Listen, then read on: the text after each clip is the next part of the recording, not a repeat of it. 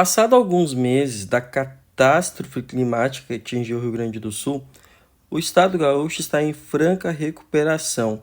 Você está no Geografia Topzera, eu sou o professor Josiel, e a gente vai analisar um pouco o Rio Forqueta, que é um dos principais afluentes do Rio Taquari.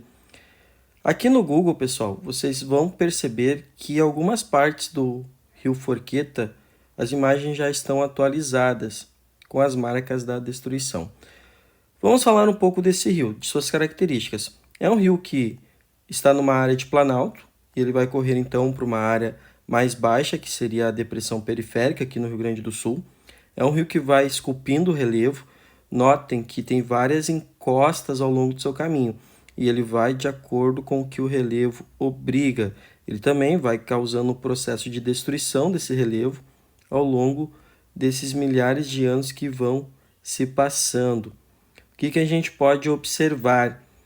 A ocupação humana é bem pequena nessas partes aqui do rio Forqueta. Só que é uma ocupação que vai ocorrer principalmente no topo desses morros, como vocês podem ver aí, essa borda de planalto, e as áreas mais planas ao longo do rio serão ocupadas principalmente pelas atividades rurais. Obviamente tem um motivo, que é a própria coleta de água do rio para irrigação. É um rio que ele vai ganhando velocidade, e essa velocidade, devido ao próprio relevo, vai trazer uma marca bem pontual ao rio Forqueta, que é muito comum aqui no Rio Grande do Sul, principalmente nessa região. É a construção de barragens ao longo do rio para aproveitar a força das águas dele para a geração de energia elétrica. E não é uma apenas barragem que é construída, o que foi construída.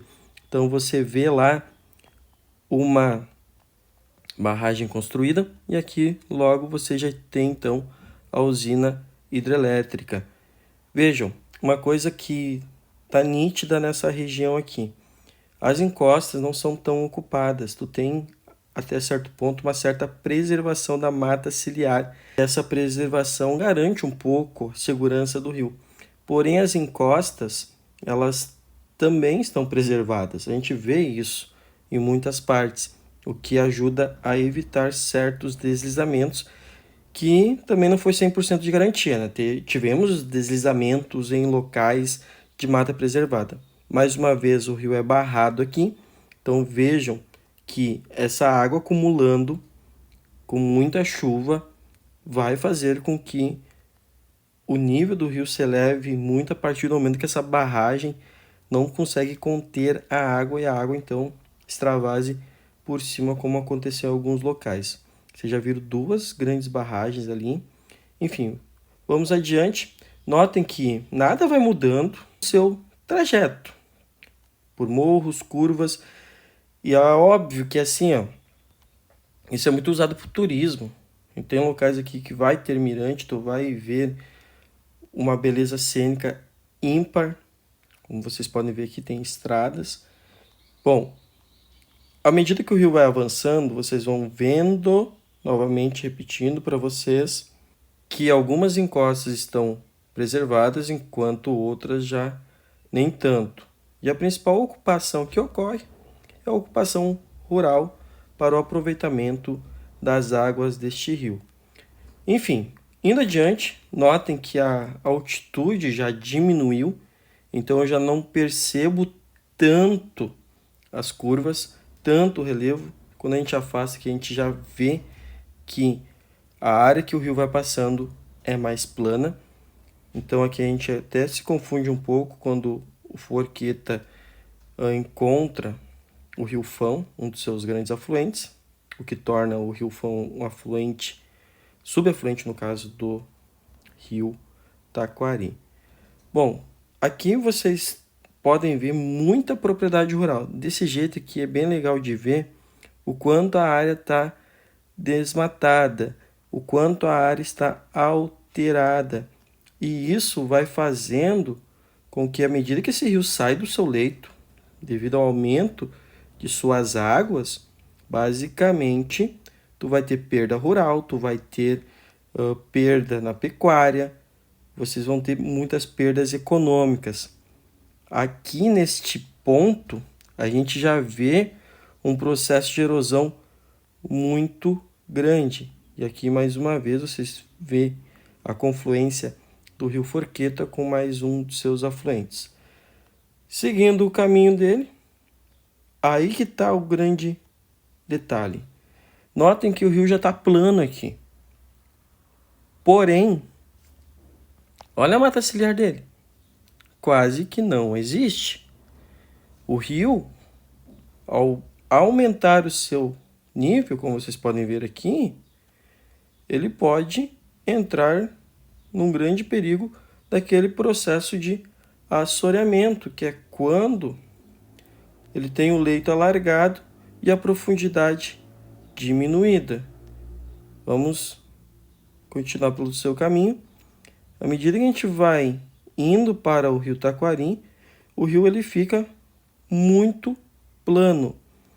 E se eu tiver ocupação humana, principalmente urbanização como ocorre aqui em Marques de Souza, é óbvio que à medida que o rio sai do seu leito, ele vai provocar então ali transtornos, porque a enchente, alagamento, essas coisas, a gente não pode dizer simplesmente, é culpa do rio.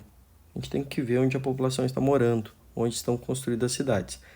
Enfim, literalmente aqui em Marques de Souza a gente sai dessa parte planalto, como vocês podem ver aí, e a gente entra numa parte de terreno bem mais baixa e plana, o que vai fazer com que o rio construa meandros com mais facilidade e assim possa sair do seu local atual e mudar o seu caminho. Notem basicamente isso. Onde aqui no Google começa a aparecer os estragos? Nesse ponto aqui. Aqui a gente vê o processo de assoreamento, a falta da mata ciliar, a importância que ela tinha e a falta dela acabou trazendo sérios transtornos, principalmente para a parte rural. Imagine se aqui tivesse uma grande densidade demográfica. Olhem o tamanho da destruição.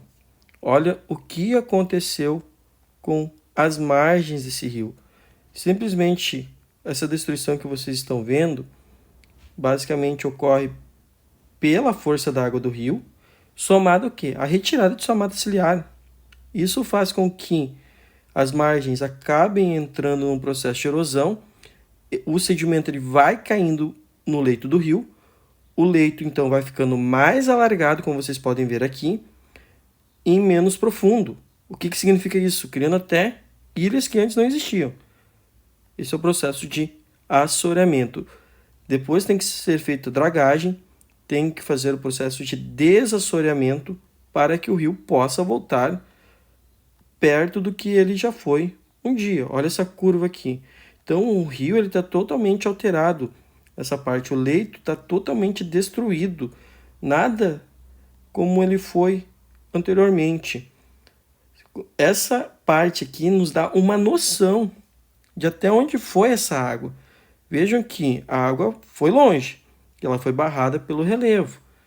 O relevo de maior altitude até preserva a chegada da água. Então, quando vocês olham para o rio Forqueta e veem por cima essa situação de estragos, a gente vê o quanto um rio ele é alterado pela ação humana, principalmente a retirada da mata ciliar. Então, desassorear o rio é basicamente tirar os sedimentos ali do fundo, fazer a dragagem, recuperar as margens do rio e plantar espécies nativas para minimizar o problema. O problema está aqui feito, tem que recuperar agora. E recuperar de um jeito para que não ocorra novamente. Torcer que neste processo não ocorram outras grandes chuvas que no Rio Grande do Sul vem sendo corriqueiro.